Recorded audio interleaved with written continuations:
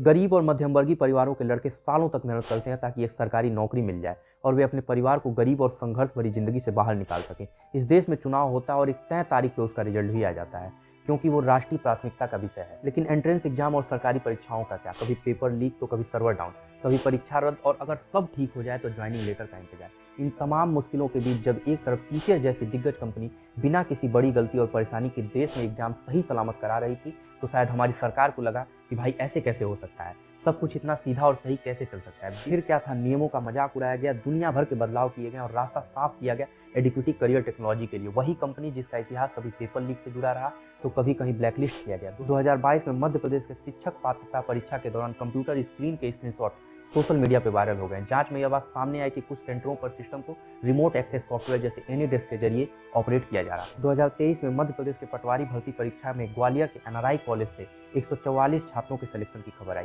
Top 10 में 7 छात्र इसी सेंटर से थे, और जब कुछ टॉपर से सवाल पूछे गए तो बेसिक सामान्य ज्ञान के प्रश्नों का जवाब नहीं दे पाए।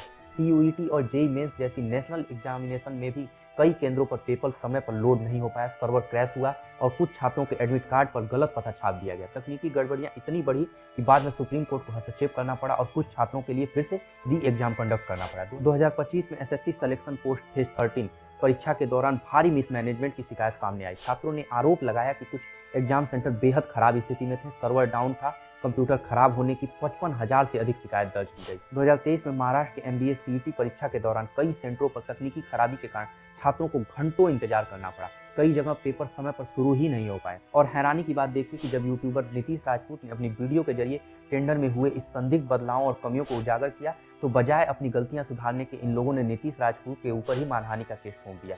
जबकि वीडियो में दिखाया गया एक एक तथ्य, एक एक डॉक्यूमेंट आज भी पब्लिक डोमेन में उपलब्ध है।